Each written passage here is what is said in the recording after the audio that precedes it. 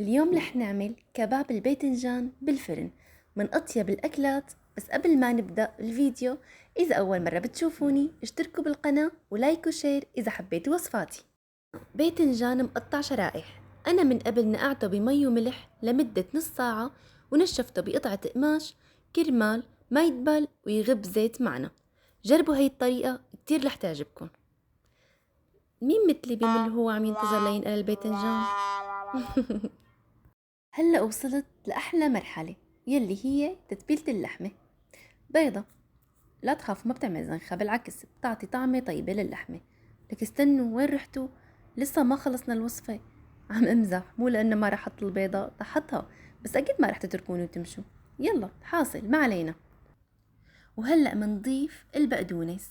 يا عيني اشتهيت التبولة. من قبل قطعت بصل ناعم، ليش الكذب ما قطعته؟ لأنه بيحرقوني عيوني. سنين توم مدقوق ناعم، ومنبلش بالهارات الطيبة. معلقتين ملح صغيرة، معلقة كمون ناعم، معلقة فليفلة حلوة، ومعلقة أوريغانو، معلقة صغيرة من صوص الصويا. وهلأ منبلش دعم اللحمة، قصدي دعك اللحمة مع البهارات. يا سلام يا سلام على الريحة الطيبة. وهلأ منعمل دوائر السعادة. وصلت لعندكن الريحة ولا لسه؟ لازم تجربوها، نصيحة من الشيف لولا. بتقدر تساووها دوائر وبتقدر تساووها كرات. اللي مثلي بيحب صوت قلي اللحمة يكتب لي هلأ بالتعليقات بشو صافنين، يلا روحوا على الطوب. وهلأ بلش الجد ورح نطبق المكونات. انتو مثلي عم تنتظروا هاي اللحظة. بعرف كاشفتكن أنا. هلأ منضيف شريحتين باذنجان، شريحة لحمة، فليفلة، بندورة، باذنجان، شريحة لحمة، فليفلة، وبندورة، باذنجان، لحمة، فليفلة، بندورة.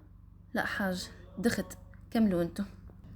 وإجا وقت الصوص، معنا 4 معالق رب البندورة، معلقتين من صوص الصويا، معلقتين ملح صغار، معلقة فليفلة حلوة، معلقة كمون ناعم، ومعلقة أوريغانو، معلقة ونص من السمنة. ومنبلش نحرك ونحرك ونحرك داخ راسي. ومنضيف المي كاسة ونص تقريبا. ومنحرك، لا تخافوا من السمنة لأنه جمعت كلها، لا لح تدوب بالفرن وتعطيني هالطعم الطيب. وهلأ رح نضيف الصوص فوق أكلتنا. يا عيني يا عيني على هالمنظر والريحة الشهية. وبدي أقول شي، بدي رحب بالمتابعين يلي انضموا لقناتي، نورتوني بوجودكم. وطبعا ما بنسى متابعيني من أول ما نشأت القناة، كل الحب لكم. وهلأ مندخلها الفرن على حرارة 200 لمدة ساعة. أصدقائي وصلت معكم لنهاية الفيديو، بتمنى تكون الوصفة عجبتكم وكون أنا خفيفة على قلوبكم. نلتقى بوصفة جديدة وبفيديو جديد. نسيت لا تنسوا تحطوا لايك. يلا سلام.